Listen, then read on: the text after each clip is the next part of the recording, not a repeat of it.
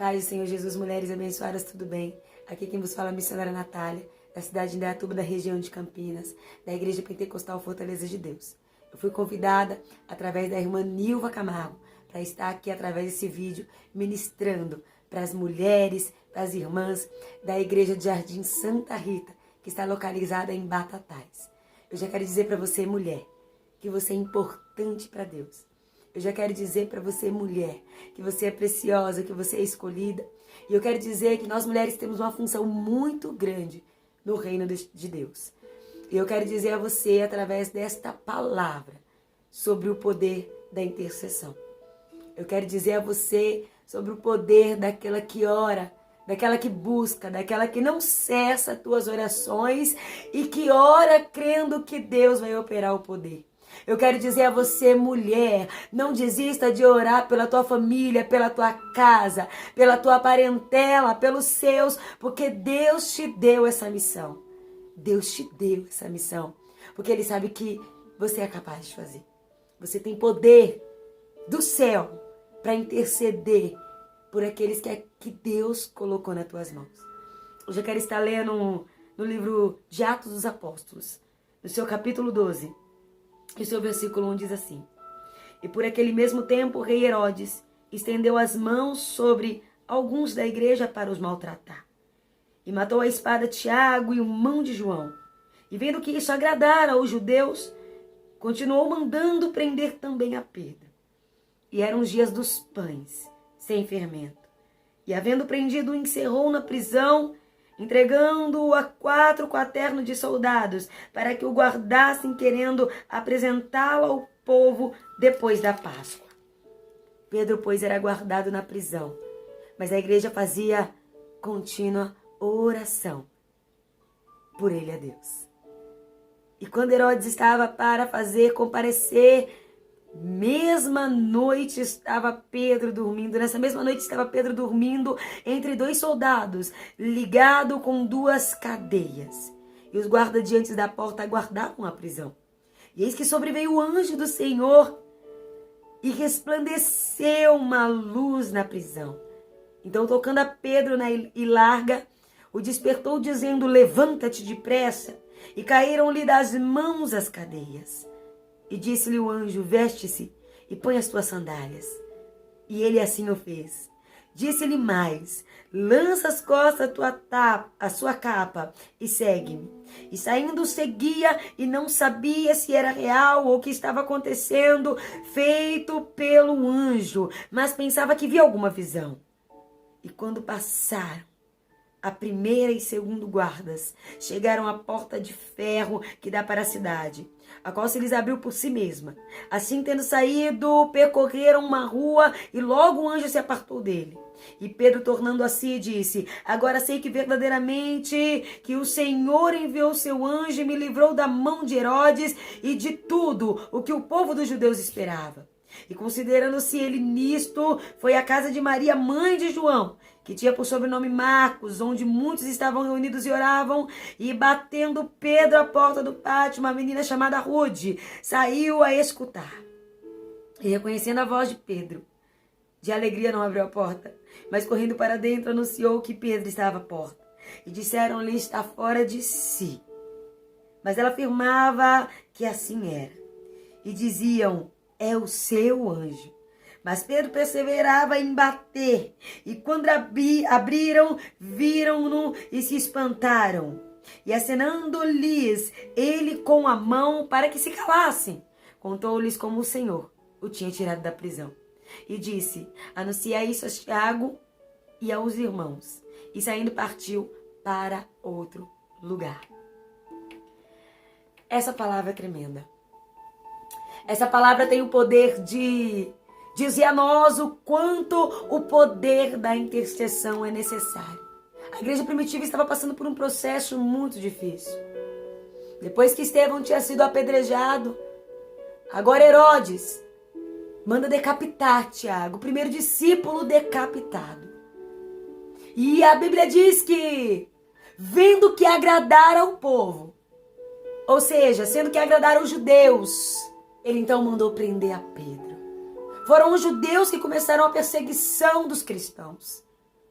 E aqui eu já vejo que nem todos que proclamam a voz de Cristo, nem todo que diz servir a Cristo, serve verdadeiramente.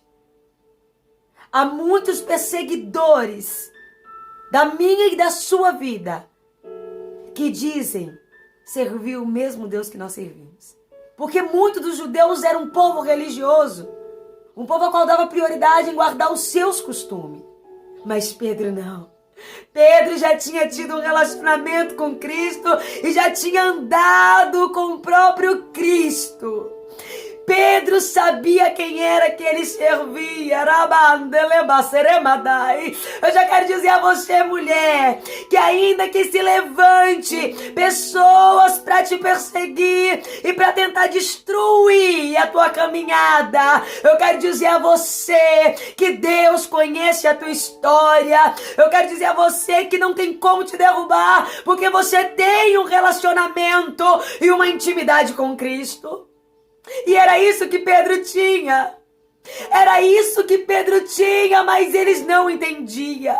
Eles não sabiam o que era ter um grau de relacionamento com Cristo. Eu quero dizer a você que quando tu tem um relacionamento com Cristo, não tem como Satanás paralisar a tua história. Eu quero dizer a você que quando tu tem uma intimidade com o dono de tudo, não tem como Satanás frustrar a tua história. E nesse momento Herodes pensou que ia destruir o povo cristão. Afinal, Estevão já tinha sido morrido apedrejado. Afinal, João Batista também já tinha cortado a tua cabeça. Eu quero dizer a você que o verdadeiro cristão permanece. Eu quero dizer a você que o verdadeiro cristão Deus sustenta. Aqui nós encontramos 2 tipos de libertação no livro de Atos. Nesse capítulo 12 vai dizer sobre a libertação de Tiago e a libertação de Pedro. O Senhor permite que Tiago é decapitado para levar para ele. Mas o Senhor permite que Pedro permaneça vivo para proclamar o evangelho dele. E eu quero dizer a você que aqui você se encontra como Pedro. Deus vai te dar livramento e fazer com que você permaneça viva para que você proclame o evangelho dele. Eu quero dizer a você, mulher. Eu quero dizer a você que não há prisão que possa destruir a tua história. Eu quero dizer a você que é um Deus que zela pela tua vida. E a Bíblia vai dizer que agora Herodes persegue o povo cristão e manda prender a Pedro, pensando que ia detê-lo, pensando que ia paralisá-lo. E coloca soldados. Ele coloca 16 soldados revezando um com o outro, para que Pedro não escapasse daquele lugar, para que Pedro não fugisse da prisão. Ele deve ter pensado, não, comigo não, ele não vai fugir daqui. Mas eu quero dizer para você que o poder da oração e da intimidade que tu tem com Cristo, ela quebra correntes, ela quebra cadeia, ela quebra grilhões, ela quebra tudo aquilo que é impedimento para Deus operar a tua história. Porque quando Satanás se levanta para tentar te atrapalhar, até ele ajuda, porque Deus ordena. Eu quero dizer a você que você pode olhar essa situação e dizer, Deus, não tem mais jeito, não tem mais solução para minha história. Mas eu quero falar aqui como uma profeta do Senhor sobre a tua vida, como uma proclamadora do Evangelho, como a enviada de Cristo para te dizer que tem jeito sim para a tua história. Em Lucas 1,37 vai dizer, porque para Deus nada é impossível. Para Deus nada é impossível. Deus não te trouxe para a presença dele para que a promessa ficasse pela metade. Porque acima dele está a palavra dele. Acima dele está a promessa dele sobre a nossa história. E a Bíblia diz que agora Pedro é preso. E interessante que quando Pedro é preso, a Bíblia vai nos dizer, o texto vai relatar no seu versículo 5 que a igreja fazia contínua oração. E é nesse versículo que eu quero frisar.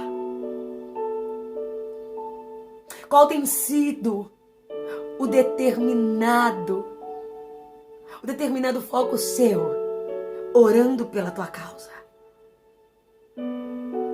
Qual tem sido a tua dedicação orando a Deus, intercedendo por aquilo que você tem almejado? A Bíblia vai dizer em Lucas 18 sobre o juiz iníquo e a viúva que queria que julgasse a tua causa. A Bíblia diz que esse juiz não queria julgar a causa dessa viúva, porque ele era um homem ruim, um homem ignorante, que não conhecia Deus.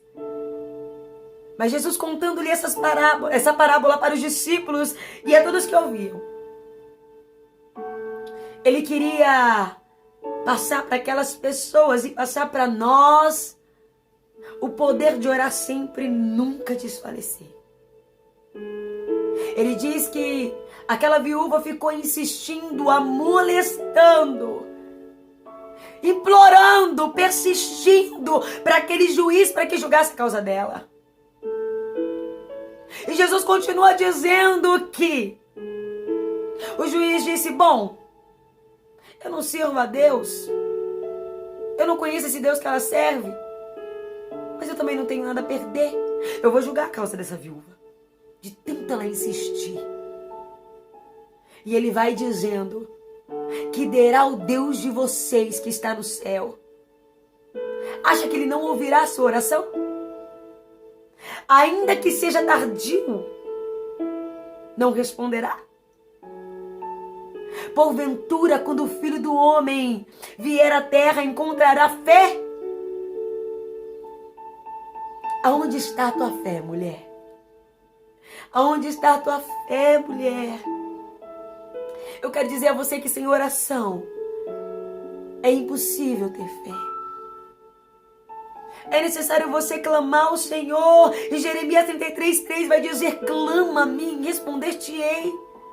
E anunciar-te-ei coisas grandes e firmes que tu não sabes.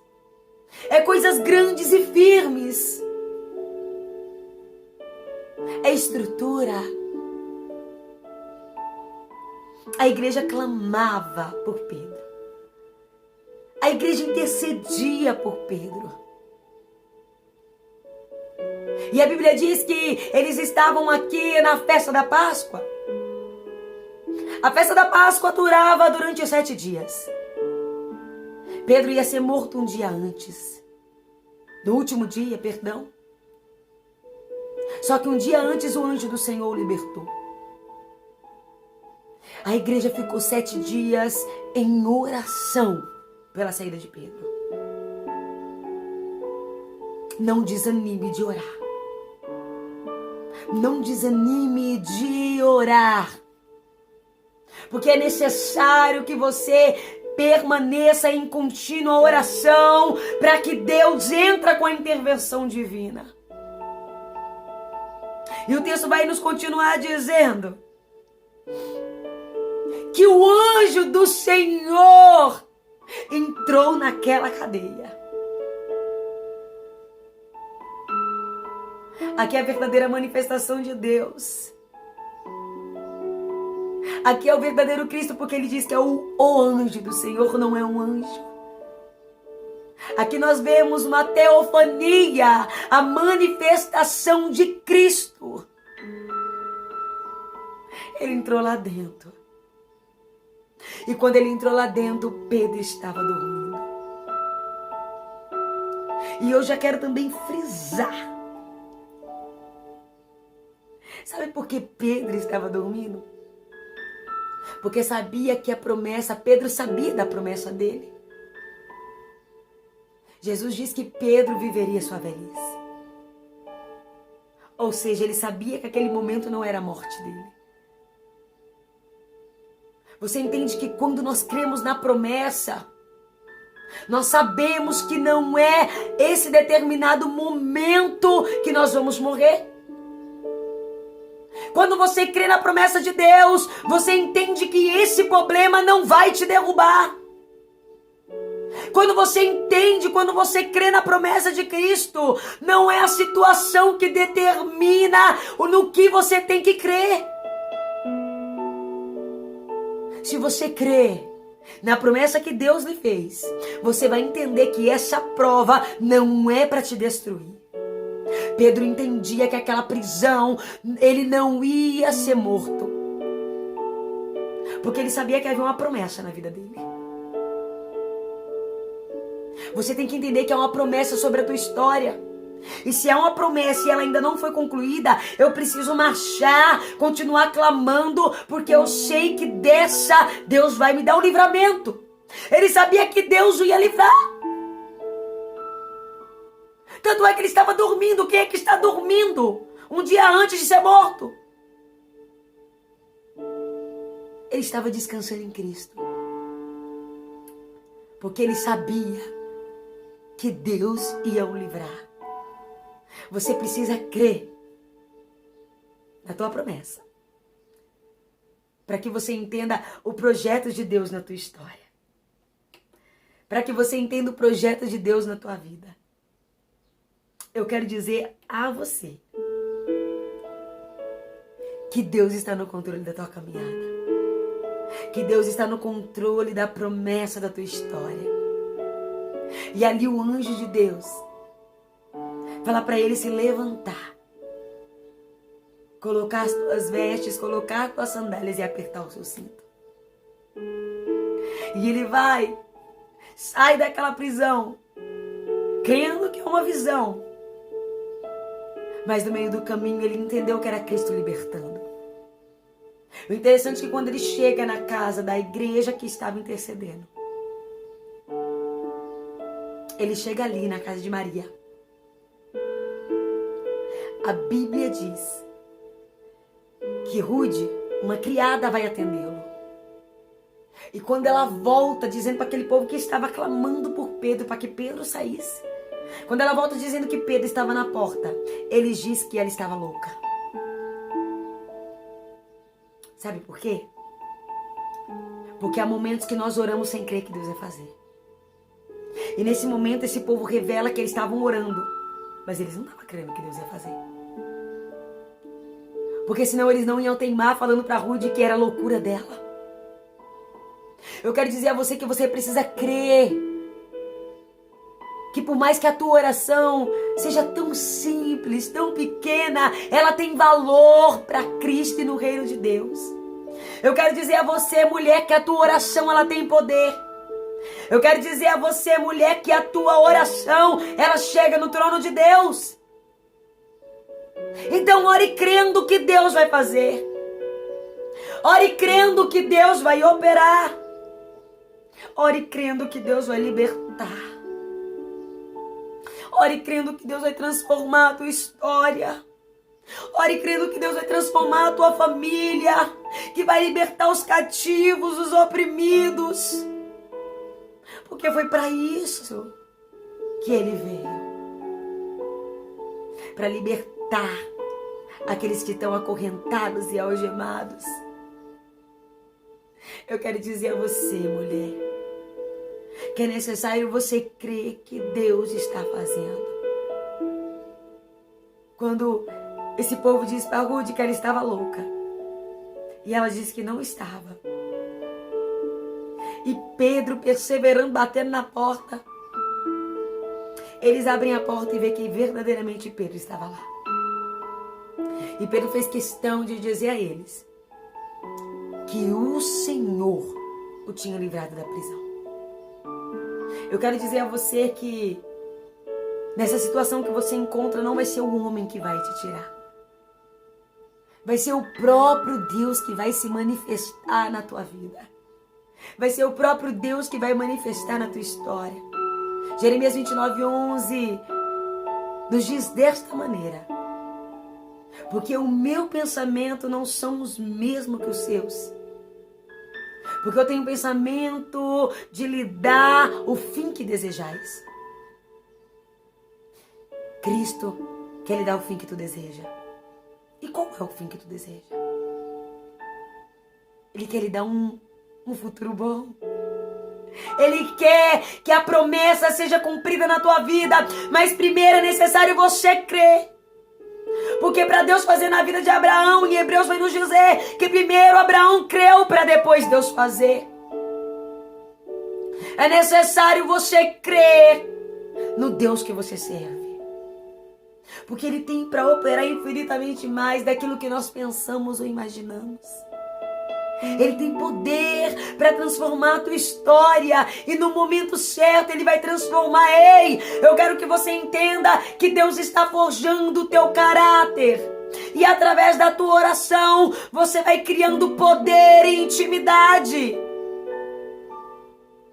Eu quero dizer a você, mulher, que crente sem poder, ele não serve. Como assim, missionária? Se você não tiver poder